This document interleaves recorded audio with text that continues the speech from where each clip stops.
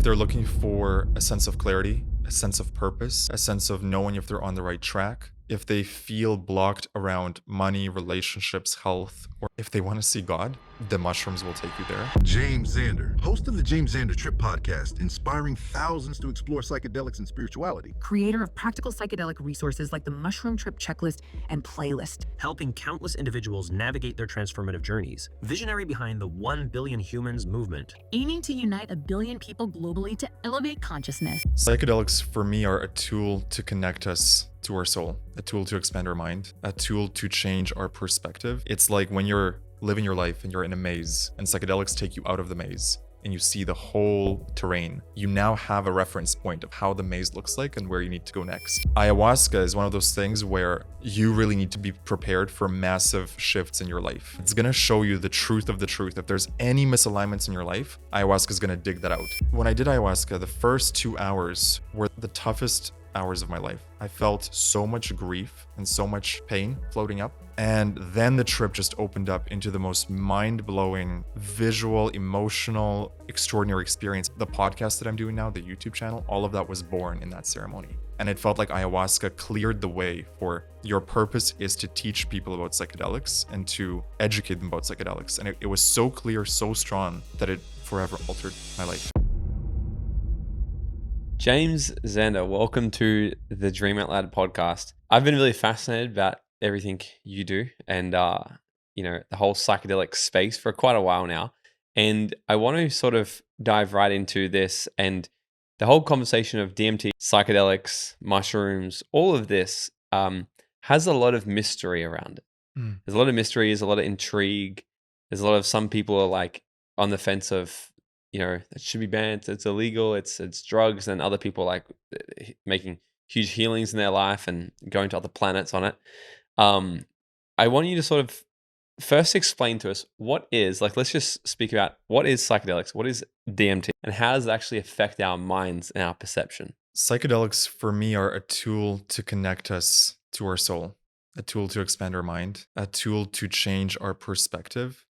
It's like when you're living your life and you're in a maze and you can only see the walls around you, and psychedelics take you out of the maze and you see the whole terrain. And when you come back to your 3D life from the mushroom trip, from the DMT trip, from ayahuasca, you now have a reference point of how the maze looks like and where you need to go next.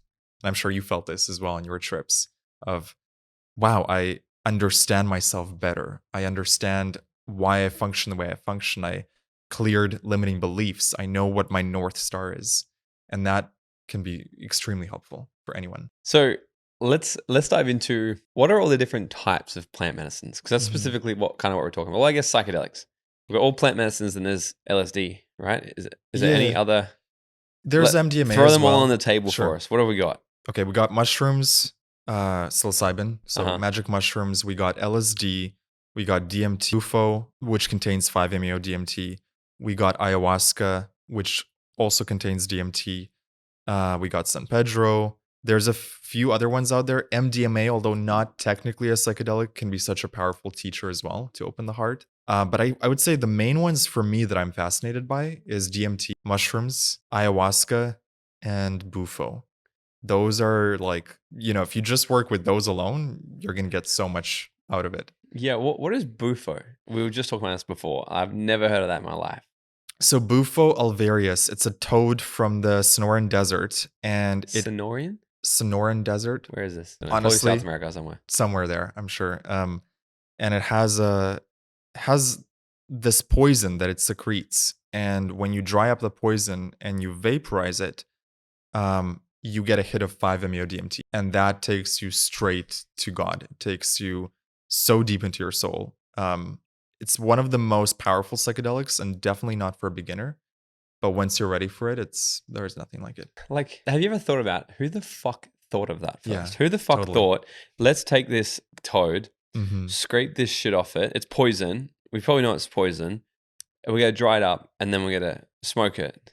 Yeah. And let's just see if something good happens from this. Yeah. And it's the same thing with ayahuasca. There's 2 specific plants in the jungle that you need to combine to create ayahuasca out of thousands of plants. Wow. So how did the indigenous people know that this plant specifically and this one specifically together, because if you do them individually, nothing happens. Never knew that. And I think that the indigenous people who discovered these plant medicines, they must have had visions. They must have had some knowing. They must have been able to somehow psychically hear the plants and understand this frog is not just a frog. It contains 5-MeO-DMT. It contains the God molecule. This plant is not just a plant. Combine it with this one, it gives you an ayahuasca experience. Otherwise, like a randomness to it, I don't believe that could happen. Yeah.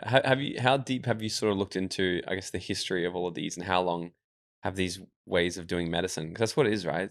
It's plant medicine. If you look back, the South Americans, American Indians, even Indigenous Australians, Yeah. Indigenous Australians, the Indigenous from Australia, they've all got their past ceremonial sort of medicines that they've taken, and for what looks to be thousands of years. Have you done much research into all of this as to like where it kind of started? Why do they use different types of plants? For what purpose? What do you get from it? I haven't, to be honest, I haven't really, because as we were talking about earlier, I said I'm more of an experimenter. I like to just dive deep into the experience and understand it for myself. But what I've read is that this has been going on in human civilization since forever. Humans seeking the extraordinary. We're always seeking this out of body experience. We're always seeking something, something special, whether it's through food, through sex, through psychedelics. We want something to be different. And psychedelics give us such a powerful shift in perspective. So I think if I had to guess, since the dawn of time, like when people found mushrooms, they must have been having these experiences. What got you into it all? For me, the psychedelics found me. I had a friend who introduced me to it, and there was a burning curiosity in me to know what's behind the veil. I had this feeling that there must be more to reality than meets the eye. I sort of knew it intellectually, like there's got to be more than just the solid 3D world, but I didn't ever experience it in here. And the first ever time I took psychedelics, which was a tab of acid, it just opened the gates. And I finally saw what everyone was talking about. I saw how there's this whole other world of frequency, energy, vibration coexisting with this reality at all times. And the mushrooms, the LSD, ayahuasca, it all plugs us into that.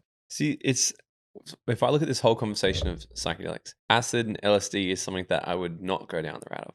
This is so. Change my mind on this if you can, but because I look at all like mushrooms, ayahuasca, all these sorts of things, they're literally from the ground. Yeah, they're all plants. But then acid, even though it's a psychedelic, it's a complete man-made chemical. So surely that's gonna fuck with your brain in ways that are probably not great. So from what I understand, there's no bad side effects from acid. However, I'm with you in the sense that I actually prefer mushrooms and the natural plant medicines. Acid was my introduction to the world of psychedelics, but it's not really my medicine. And everything I get from LSD, I get it better from mushrooms. And the reason being is that on mushrooms, there's a spirit energy. And I'm sure you felt this. It's like the spirit of the mushrooms carrying your journey. Yeah. On acid, I don't feel that spirit. It just feels like someone turns up the volume on every frequency, light, sound, vibration. But I don't sense that there's this energy permeating through it. There might be for others, but for me, I really love how with plants, you can actually connect to the spirit of ayahuasca, to the spirit of mushrooms, to the spirit of San Pedro. And with acid, it does feel a little bit more synthetic to me. Okay, so going back to all the different types, ayahuasca, you mentioned San Pedro, there's Cambo, there's Bufo, you said. What else we got? DMT. There's another sort of cactus, isn't there? There is. Oh gosh. But I guess what's the purpose for these? Do they all do different things to us? Is there obviously mushrooms? We didn't mention mushrooms, but is there different purposes for each one? Like what would make somebody want to go and take mushrooms versus ayahuasca, or San Pedro versus this, or 5-MeO-DMT versus that one? Or why would someone go for this and not that? It's like, why would you go to several different coaches for mentorship? So mushrooms, I think their strength is they're very friendly and they're absolutely great for beginners. And they can also take you deep if you do a heavy dose. Ayahuasca is one of those things where you really need to feel the call and you need to be prepared for massive shifts in your life. It's going to show you the truth of the truth. If there's any misalignments in your life, ayahuasca is going to dig that out. So if you're in a relationship and you're not happy, better be prepared that there might be some shifts after that ceremony. If you're in a business that you don't enjoy, again, ayahuasca will go directly at that. Bufo, I would say it's one of those things where you're ready to experience the full power of God, beyond any comprehension of how deep you think you might go. And it'll take you deeper. So I do think there's a different purpose for each one. And God meaning our creator, universe, or what for people with different beliefs? For me, it's the all that is, the great mystery, the energy that's running through every single being and every single atom of the universe. And why would we want to meet God? Like, what can we get from this? So I can tell you what I got from Yeah, Bufo. what did you get? You realize how puny your human problems are and how they don't even exist. You connect with such a deep state of love and peace on Bufo and deep surrender that when you come back, you're like, wow, why was I resentful at that person? What are all these problems? These are all illusions of my mind. And you realize how blessed we are to be here. So it's a very powerful, potent way to come back to source, come back in alignment. That's actually the theme between all of them, if I had to say.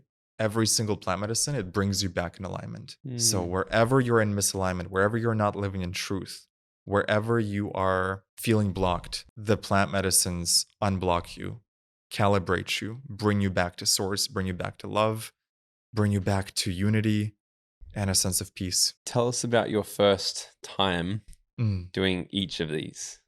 What was it like for you? Super special. So like I said, my first experience was on LSD.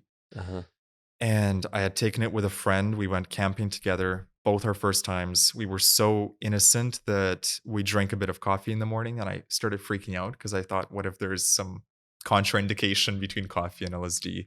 And there isn't, but we were in a campground and offline and I couldn't even check. So we take the LSD, and what I noticed after it kicked in was a couple moments. There was a puddle and I looked at my reflection and I saw layers of my ego in front of my face. So it's like there was the real me, and then there was all these layers of protection. And I had this moment of realization on LSD that if I keep working with psychedelics, I could start to remove those layers and come back into myself, come back into my authentic self. So where would you like to go next? Which one do you want me to cover? Let's go. Mushrooms, ayahuasca, and what, like, if you could ever just share one story of like, you got to hear this story of like one of them where it's just like crazy, mind-blowing stories of like learnings or something you kind of got like, I'm curious to hear some of these.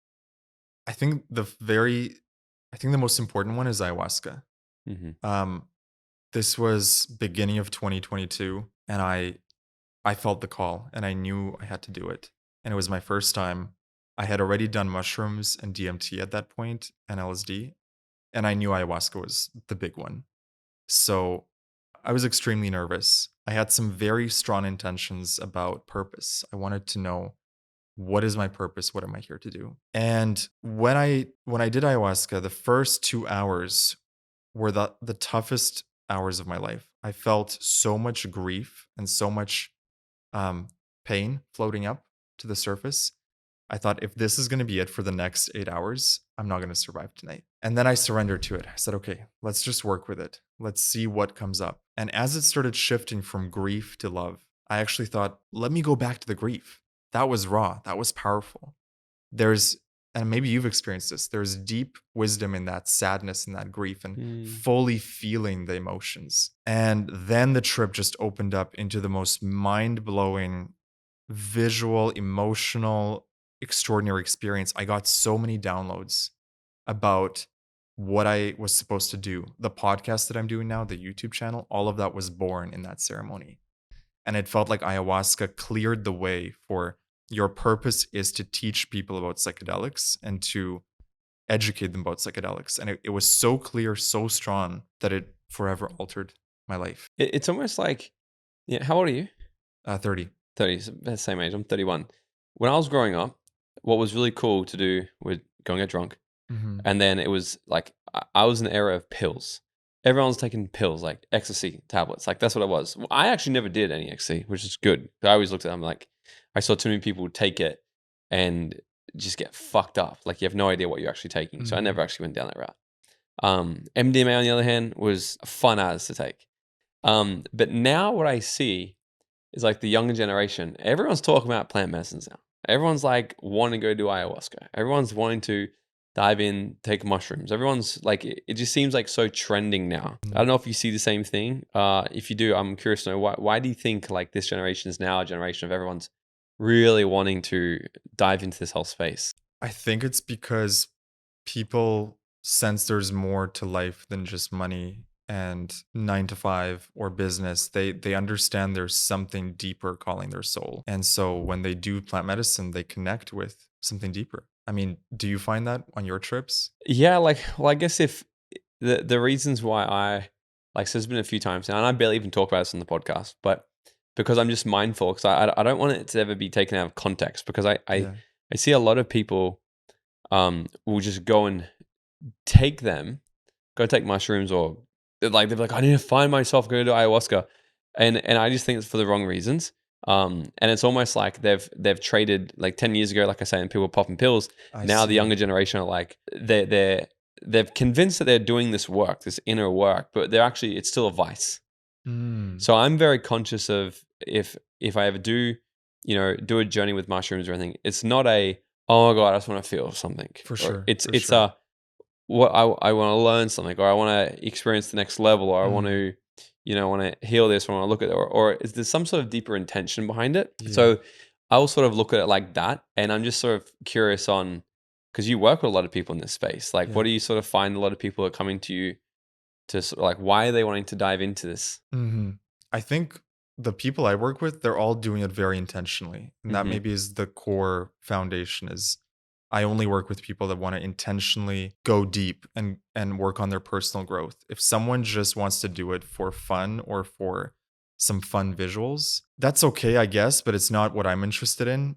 And yeah, you're right. There's a potential there to abuse it, but I think the good thing about mushrooms and especially ayahuasca and DMT is they will cosmically slap you if you abuse them. That's what I've heard. Yeah, so if you disrespect them too often or too much, you're going to get a really difficult trip that's going to turn you off psychedelics for the rest of your life. Mm, And that may have happened to some people that we know of, they have one experience that's pretty rough and they're like, "Whoa." But it's because they didn't do it in a ceremony. They didn't do it in an intentional way. And so I really advise anyone looking into psychedelics. First of all, if it's your first time, get a trip sitter, get a facilitator. mm. If it's not your first time and you know what you're doing, go into it with the most uttermost respect, intention. Why are you doing it? What do you want to learn? If you can't answer those questions, you do not take psychedelics. Yeah. Even I've done hundreds of trips at this point. Every time I sit down to do a mushroom trip, I will ask permission from the universe. Do I have the green light to go into this space today? Have you ever had the red light? Yes.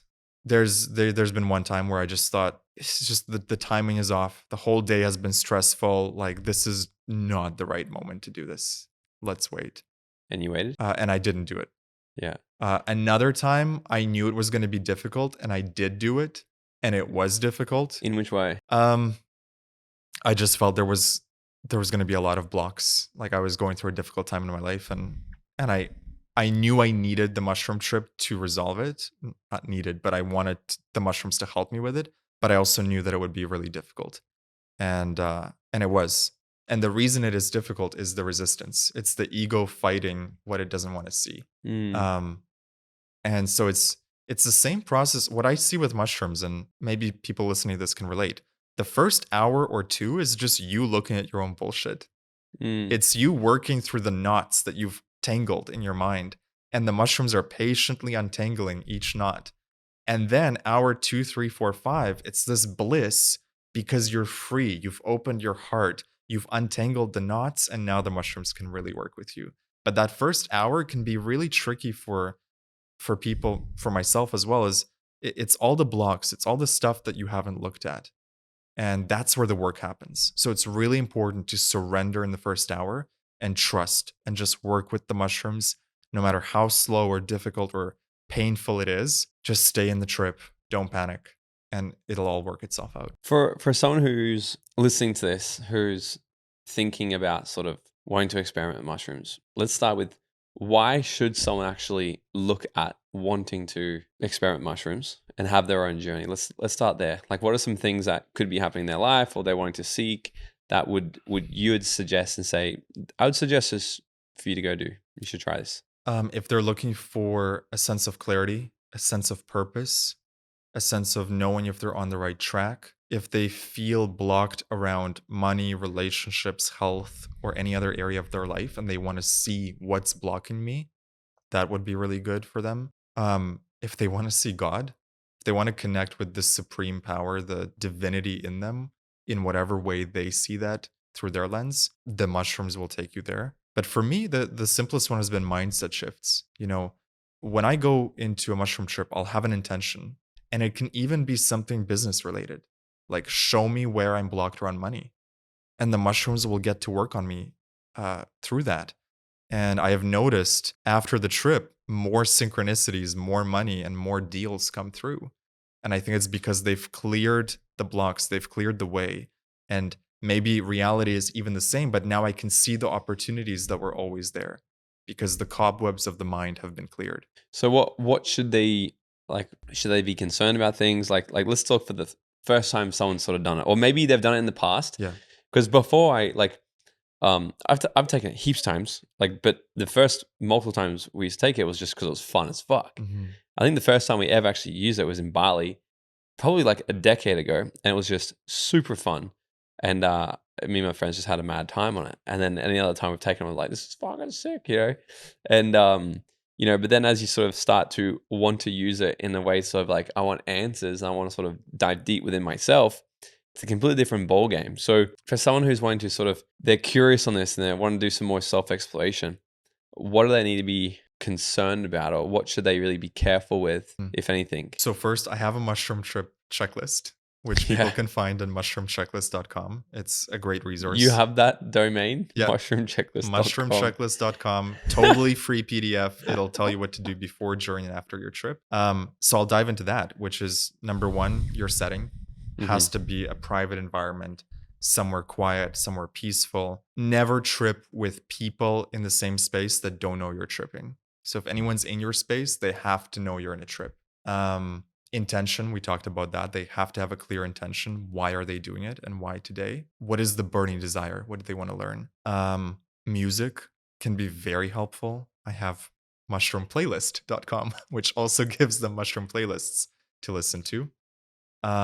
A deep respect and a deep reverence. And I think the biggest thing is actually the surrender piece. And this is hard to teach someone, but when you're in a mushroom trip or any psychedelic journey, you must be able to surrender to what's coming up. You're going to see your shadows. You're going to see challenging moments in the trip. Can you sit with it? And so meditation can really help there. If you're a meditator, or if you've practiced meditation, that's going to dramatically help your trips. And so how would someone practice surrendering more? Like if they're going through a journey and things are scary, or they're facing off a shit they don't actually see, and this all sounds so scary as well. I've never had a journey where I was petrified. I think every single time has been a very cool experience. But how, like, what's involved with that, of actually, because there is an art in that, to like actually the art of just surrendering and allowing things that are just to come through. Have you got any advice on that? Biggest piece of advice is curiosity. If you can get curious about the challenge or the darkness that's coming up, you're golden, because you can't be curious and afraid at the same time. So let's say I'm doing a trip and some traumatic memory from childhood floats up for some reason, and I can get resistant to it. I don't want to look at that. It's painful. Or I can get curious. I can say, okay, this is a sacred, safe space in the mushroom journey for me to actually look at this memory and transmute it, emotionally alchemize it, into something different. So if I can get curious and if I can trust the mushrooms to guide me, I know this is going to sound nuts to anyone who's not done mushrooms, but they're guiding you. They're there with you. There's a spirit, there's an energy that is guiding your journey every step of the way. And as long as you don't freak out and panic, there's a really good chance for transformation to occur. What's up, Dream Nation? Have you ever wondered how far ahead your life would have already been if you had got access to this type of content at a younger age?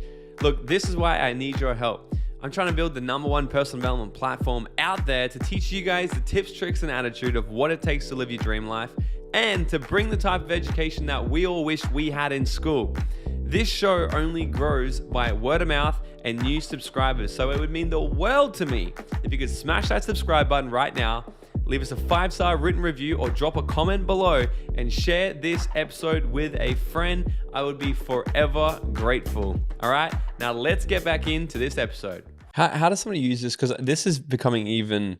I had a conversation with a friend on this podcast actually a while ago, and if you look back in the 70s, when the rise of like LSD, the whole hippie era, it was so huge. But then I think, I could be completely wrong, I think it was Nixon, I could be wrong. One of the presidents was like, we got to come down hard on the war of drugs. Yeah. And they put a huge ban on all psychedelics. And the theory is because it's like, well, what would happen if everybody was to really become aware? Mm-hmm. What if everyone's become really conscious, and because people just taps into higher levels of self-trust and they can't be controlled anymore. Mm-hmm. What would happen if the entire planet couldn't be controlled or told what to do anymore? It'd be fucking chaos, perhaps. But lately, there's been a huge trend growing again of actually using psilocybin mushrooms for therapy. Mm-hmm. And so how would one, like what's actually happening inside of our mind? Like, why is this useful for therapy? Because I want people to sort of understand this, and that how it could be an opportunity for actually like deep healing or inner knowing, and actually using as a way to sort of reduce resistance in the mind. How are people now using, because there's even clinical psychologists that are sitting with people and doing proper therapy under like microdosing psilocybin. So what the mushrooms are doing is they're turning off your default mode network, the way you normally see the world. And so when you look at, let's say when it comes to therapy, if you're looking at a trauma and you've thought something for 10 years about a certain memory, and in one evening, the mushrooms can show you a completely different perspective. They can bring in more love to the pain, and suddenly you see it different. I don't know who said it, but someone said a miracle is a change of perspective. And that's what's happening on a psychedelic trip. When you change your perspective, literally your entire reality changes because you don't see it the same way. So someone battling an addiction or battling depression, when the mushrooms show them more love, more light in their life, and more gratitude, it taps them back into source, and they're just not the same anymore. Now, there is an integration process. So there's usually this high in the trip where you see with such clarity, and then you go back to your old routines and old environment. And that's where the integration is key, is how do we bring that amazing experience in the psychedelic trip into our day-to-day life? And the way I do it is whatever lesson I learn in the trip, I try to act on it. So if I learn something about courage, how can I act 10% more courageous? How can I do the thing that I've been avoiding doing? If I learn something about forgiveness in a trip, I got to call the person and forgive them, or I got to forgive myself. So there's always an action step. There's homework that the mushrooms typically give me in every trip.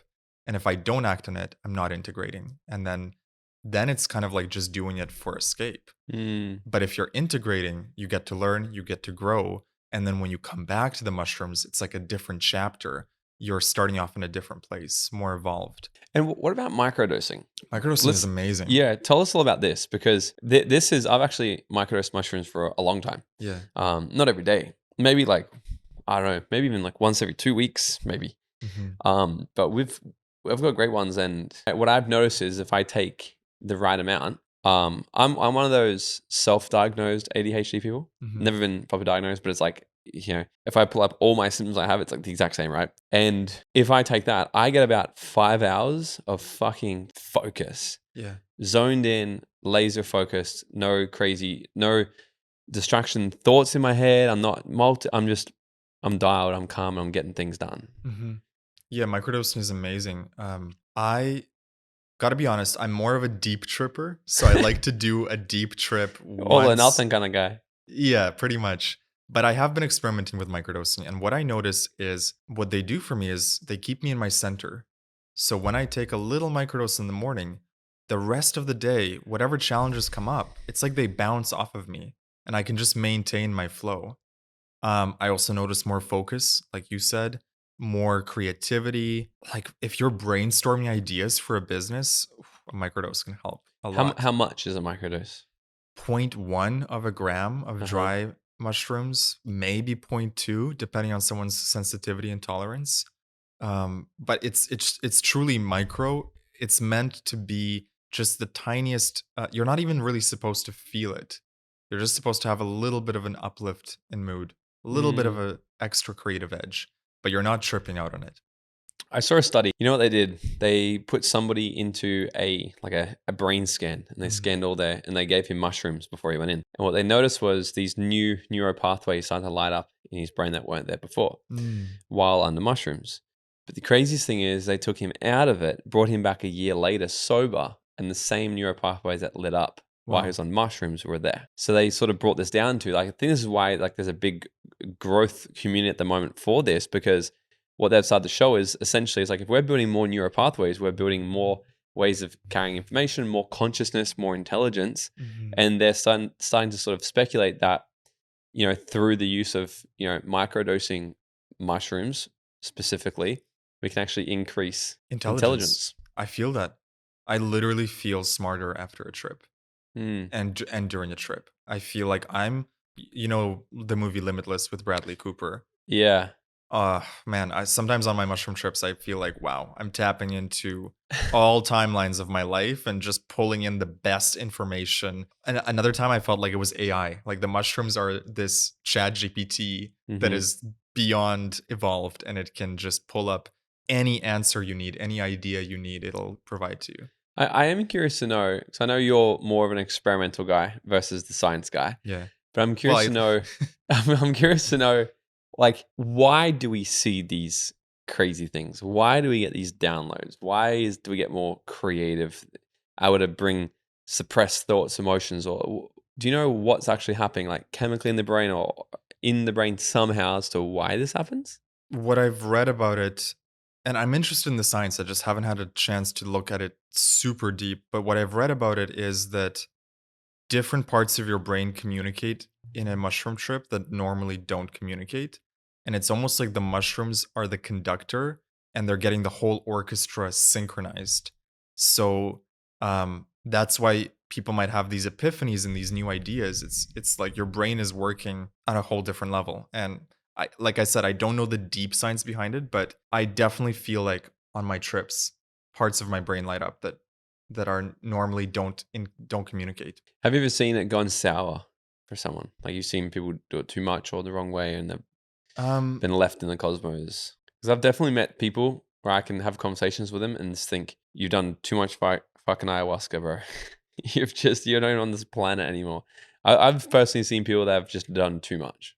Interesting. Yeah, I haven't run into too many people. I'm sure there's people out there, but like, what is too much, right? From their perspective, they're vibing along their own path, right? Mm. So, Is that just me trying to force my views of how someone should be? I'm not sure.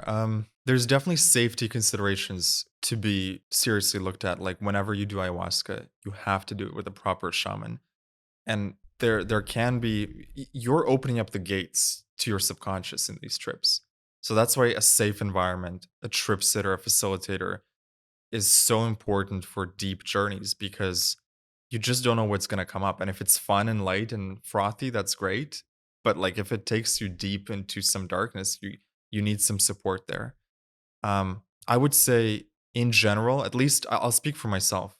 Anytime I've had a dicey trip, it always comes back to a good place at the end of the trip. And though there was one or two times where it didn't, and I got the intuition to do the psychedelic again to heal what didn't go right in the first journey. Interesting. So like there was a particular DMT trip that was extremely, I was a bit arrogant and I was not as knowledgeable about it as I am now, and it took me to some dark places. And what I felt after that trip was, okay, there is a trust wound between me and the DMT energy. And for me to heal this trust wound, I'm actually going to have to go back into another journey to understand that it's not the DMT. It was just me not having the proper set and setting. So I went back, nervous as hell, but I went back and healed whatever trust wound was there. So I'd recommend that to anyone who had a bad experience with mushrooms or with ayahuasca. Consider that the way out of that might be to do it properly with a facilitator again and just see what comes up, and that will actually it'll close the open loop. It'll close the circle that was broken in that first trip. And you mentioned about properly integrating. Like, what's that sort of look like? If someone was to do a journey, how do they properly integrate? So I like what you said. If you're not actually getting learnings and doing something about after, then it is like a vice. You are using it as an escape. Yeah. So just a lot of introspection, a lot of meditation, journaling. I always take notes, usually not in the middle of the trip because I can barely write in the middle of the trip, but right after, I have my notebook next to me. I'm scribbling down as much as I can. Then I go to sleep. My subconscious mind gets to work on it. And in the morning, I'll still have more downloads coming in. And then from those notes, what are the action steps I can take to step into the new me, the James 2.0 version that I saw in the trip? And what else? It's really just about integrating it into your life. Whatever lesson you got in the trip, how can you bring that to your day-to-day life? So like I said, if the lesson is love people more, how can you love people more? How can you reach out to your friends more? If the lesson is forgive yourself, then that's the journaling work. That's the meditation work, is go through the memories where you have to forgive yourself. Yeah. Does that make sense? Yeah. You got a big mission. Your mission is to have 1 billion people in the world using mushrooms? Yeah. So I want to educate 1 billion people on how to do mushrooms intentionally. And then the dream is, let's get a collective global trip where 1 out of 8 people on Earth take mushrooms on the same day at roughly the same time and see what happens to the frequency. What do you think would happen? Dude, I think we would catapult into another timeline. Here's what I notice. What I notice when I do just a trip solo, I enter into a new dimension.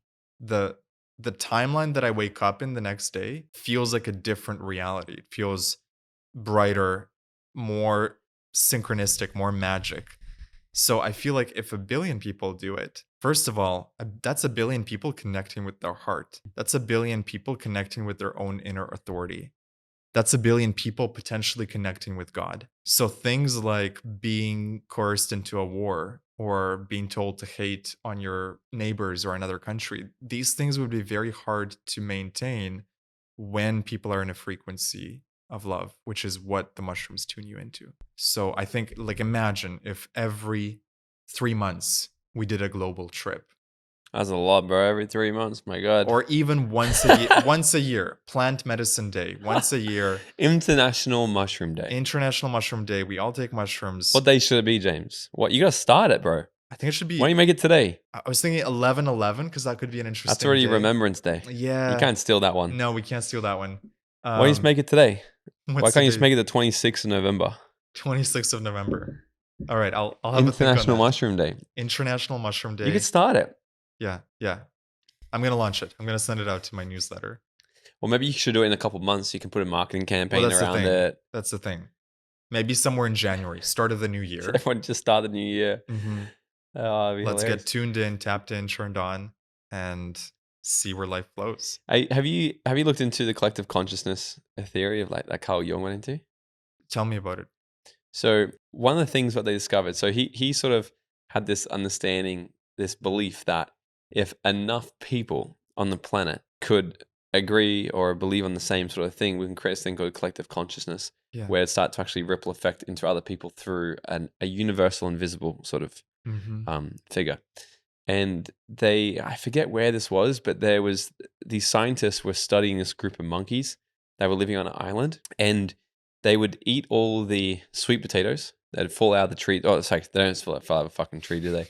Wherever they came from, I'm not a fucking nutritionist or whatever. However sweet potatoes come, they would get these sweet potatoes, and what they realized was they weren't really eating them, but then because they're all dirty and stuff, because they come from the ground, I think potatoes do, and what the monkeys started to do, they'd take them down to the water, to the ocean, rinse them in the water, and then start eating them. And then they used to love them because they'd get the salt on the sweet potato, and they had like salted sweet potato, and they loved it. On the other side of the island, okay, these monkeys were doing the exact same thing. They were eating the sweet potatoes, not really enjoying it. They weren't really into it. These monkeys started, and after a while, they created this generation where these monkeys would go down and do it. And at the same time, it started to happen on the other side of the island as well. Mm-hmm. So the theory is like, once there's enough people doing a thing, it transmutes to this collectiveness. When this goes back to why are people so interested in mushrooms and psychedelics now, I think there's enough of a momentum of people interested in spirituality, breath work, meditation, psychedelics, where the collective frequency is just increasing to such a degree that mushrooms are coming into their life. They're not even looking for them. And, someone appears and the right article, the right YouTube video pops up in your feed, and suddenly you're introduced to this whole other world. I mean, my world before psychedelics, it's so interesting. Like I just was not even aware. I'm sure I knew about psychedelics, but I had no idea about the benefits and the power of them. And then slowly the universe, through the right people, the right friends, nudged me into it in the most beautiful way. I had an incredible first time experience with it. And then my own curiosity, took over, and I started exploring. How has your life changed since exploring all this? It's changed massively. Before mushrooms, at the time I discovered mushrooms, I was going through a really tough time where I had lost a bunch of money, I had lost a business, and I was sort of in this depressive state. And the mushrooms really helped take me out of it. They, bit by bit, trip by trip, showed me the light again. And then with ayahuasca, I had this fear of being seen and being on camera. And yet I wanted to do a YouTube and a podcast. And ayahuasca just went and slashed those fears, like with a metaphorical sword. Just like, you don't need these fears anymore. Go pursue your mission. So, they have really helped me a lot. I mean, every trip I get insights and downloads. It's like having the best coach on the planet who can read every neuron of your brain, knows exactly what your weaknesses and strengths are, and is able to just gently or strictly guide you to them, to overcoming them. What's something you wish more people understood or knew about mushrooms? I wish they understood that it's not like a drug. It's a plant medicine. These are tools that we've been gifted by the cosmos, by the earth, to explore our minds and to become better humans. Like so many people, shouldn't say so many, but there are some people that still think of them as these recreational drugs. And yet in the right environment with the right intention, there's to call them drugs would be like, like calling a church just like a building. It's like, it's more than that. You go there, there's all this energy imbued into it. Or like calling a mountain like a piece of rock. It's like, you feel the power of it, when you're in nature. You feel the power of God flowing through it. And I think that's what I would love people to know, is that these substances have the most incredible opportunity to change your life and to show you anywhere where you're not being true to yourself, anywhere where you need to see more guidance, more love, more beauty. I love it, man. Where can everybody find you on social media and check out everything that you do? Yeah, so it's James Xander is my YouTube channel. At Emperor James is my Instagram, and mushroomplaylist.com and mushroomchecklist.com. That's gonna guide you so beautifully. I have my trippy Spotify playlists that will take you on a journey, and I got my PDF checklist that I give to people for free. And it's the least I can do to start that process of educating people on how to do trips intentionally. I love it, man. Well, I look forward to hearing about International Mushroom Day. Yes. We'll put it out to our people. Amazing. And a final question to wrap this up. If you were to go back to your 18-year-old self and give him 30 seconds of advice, what would it be? Do it now. Whatever it is you're wanting to do, whatever dream you have, don't wait. Do it now. Pluck up the courage and go after it. Time waits for no one.